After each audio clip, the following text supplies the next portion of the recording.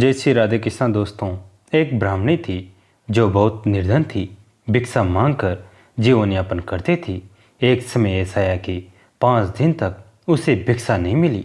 वो प्रतिदिन पानी पीकर भगवान का नाम लेकर सो जाती थी। 6वें दिन उसे भिक्षा में 2 मुट्ठी चना मिले। कुटिया में पहुँचते पहुँचते रात हो गई। ब्राह्मणी ने सोचा, अब ये चने रात में नहीं खाऊंगी, प्रातःकाल वासुदेव को भोग लगाकर तब खाऊंगी। यह सोचकर ब्राह्मणी ने चनों को कपड़े में बांधकर रख दिया और वासुदेव का नाम जपते जपते सो गई। ब्राह्मणी के सोने के बाद कुछ चोर चोरी करने के लिए उसकी कुटिया में आ गए। इधर उधर बहुत ढूंढा।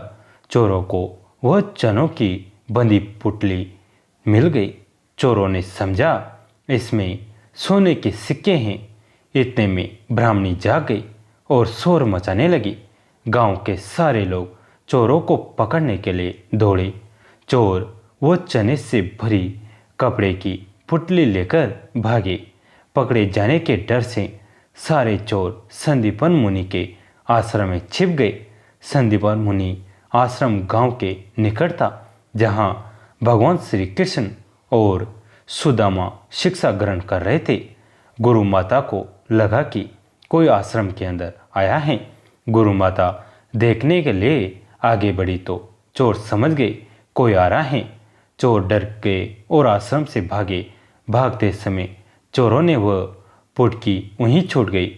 इधर भूख से व्याकुल ब्राह्मणी ने जब जाना कि उसके चने की पुटकी चोर उठा ले गए, तो ब्राह्मणी ने साफ दिया कि मुझ दीनहीन असहाय के जो भी चने खाएगा वो दरिद्र हो जाएगा।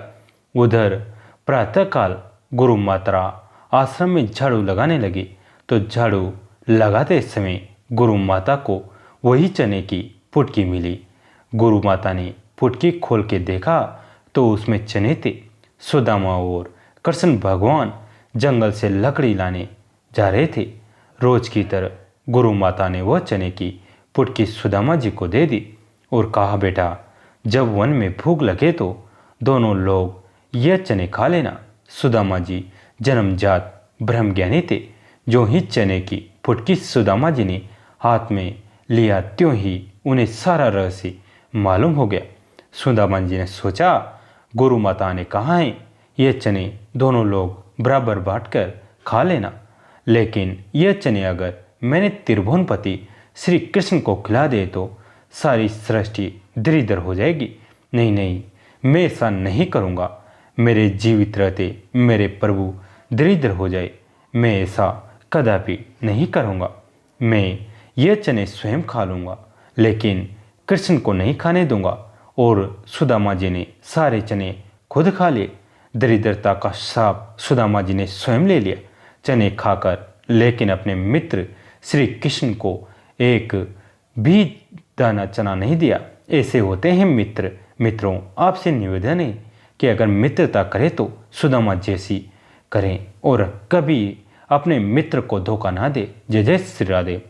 सुदामा ने एक बार श्री कृष्ण से पूछा, कान्हा, मैं आपकी माया के दर्शन करना चाहता हूँ। माया कैसी होती है? श्री कृष्ण ने टालना चाहा, लेकिन सुदामा की जिद पर श्री कृष्ण ने कहा, अच्छा, कभी वक्त आएगा तो बताऊंगा। और फिर एक दिन कृष्ण कहने लगे, सुदामा, आओ गोमती में स्नान करने चले। दोनों गोमती के तट पर गए, वस्त्र उतारे, दोनों नदी में उतरे। श्री कृष्ण स्नान करके तट पर लौट आए, पीताम्बर पहनने लगे। सुदामा ने देखा कृष्ण तो तट पर चला गया है, मैं एक डुबकी और लगा लेता हूँ। और जैसे ही सुदामा ने डुबकी लगाई, भगवान ने उसे अपनी माया का दर्शन करा दिया। सुदामा को लगा गोमती में बाढ़ आ गए हैं, वो बहे जा रहे हैं। सुदामा जैसे तैसे तक घाट के किनारे रुके, घाट पर चढ़े, घूमने लगे। घूमते घूमते गांव के पास आए। वहाँ एक हथिनी ने उनके गले में फूल माला पहनाई। सुदामा हैरान हुए। लोग इकट्ठे हो गए। लोगों ने कहा, हमारे देश के राजा की मृत्यु हो गई है। हमारा नियम है, राजा की मृत्यु के बाद हथनी जिस भी व्यक्ति के गले में माला पहना दे, वही हमारा राजा होता है। हथिनी ने आपके गले में माला पहनाई है, इसलिए अब आप हमारे राजा हैं। सुदामा हैरान हुआ। राजा बन गया। एक राजकन्या के साथ उसका विवाह भी हो गया। 2 पुत्र भी पैदा हो गए। एक दिन सुदामा की पत्नी बीमार पड़ गई, आखिर में मर गई। सुदामा दुखी से रोने लगा। उसकी पत्नी जो मर गई थी, जिसे वह बहुत चाहता था, सुंदर थी, सुशील थी। लोग इकट्ठे हो गए। उन्होंने सुदामा को कहा, आप रोए नहीं, आप हमारे राजा हैं, लेकिन रानी जहाँ गई हैं वहीं आपको भी जाना है। यह मायापुरी का नियम है।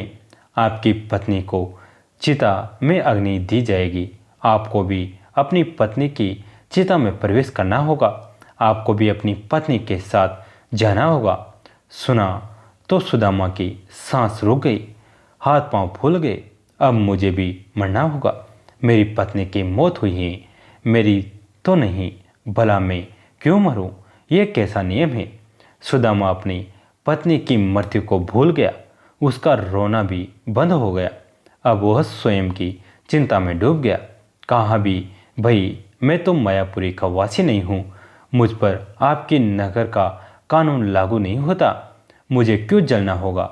लोग नहीं माने। कहा, अपनी पत्नी के साथ आपको भी चिता में जलना होगा, मरना होगा, ये यहाँ का नियम है। आखिर सुदामा ने कहा, अच्छा भाई, चिता में जलने से पहले मुझे स्नान तो कर लेने दो। लोग माने नहीं। फिर उन्होंने हथियारबंद लोगों की ड्यूटी लगा दी। सुदामा को स्नान करने दो, देखना कहीं भाग न जाए। रह रह कर सुदामा रो उठता। सुदामा इतना डर गया कि उसके हाथ पैर कांपने लगे। वो नदी में उतरा, डुबकी लगाए और फिर जैसे ही बाहर निकला, उसने देखा कि माया नगरी कहीं भी नहीं है। किनारे पर तो कृष्ण भी अपना पीताम्बर ही पहन रहे थे और वह एक दुनिया घूम आया है, मौत के मुंह से बचकर निकला है। सुदामा नदी से बाहर आया। सुदामा रोए जा रहा था। श्री कृष्ण हैरान हुए। सब कुछ जानते थे, फिर भी अनजान बनते हुए पूछा, सुदामा तुम रो क्यों रहे हो? सुदामा ने कहा, कृष्ण, मैंने जो देखा वो सच था या यह जो देह में देख रहा हूँ? श्री कृष्ण मुस्कुराए, कहा, जो देखा भोगा वो सच नहीं था, भ्रम था, स्वप्न था, माया थी मेरी ओर। जो तुम अब मुझे देख रहे हो यही सच है। मैं यही सच हूँ। मेरे से भी भिन्न जो भी हैं यह मेरी माया ही है। और जो मुझे ही सर्वत्र देखता है, महसूस करता है, उसे मेरी माया स्पर्श नहीं करती। माया स्वयं का विस्मरण है। माया ज्ञान है। माया परमात्मा से भिन्न। माया नर्तकी है, नाचती हैं, लेकिन जो श्री कृष्ण से जुड़ा है वो नाचता नहीं, भ्रमित नहीं होता, माया से निर्लेप रहता है। वो जान जाता है। सुदामा भी जान गया था। जो जान गया वो श्री कृष्ण से अलग कैसे रह सकता है? दोस्तों, तो कैसी लगी आज की कहानी कमेंट करके जरूर बताएं।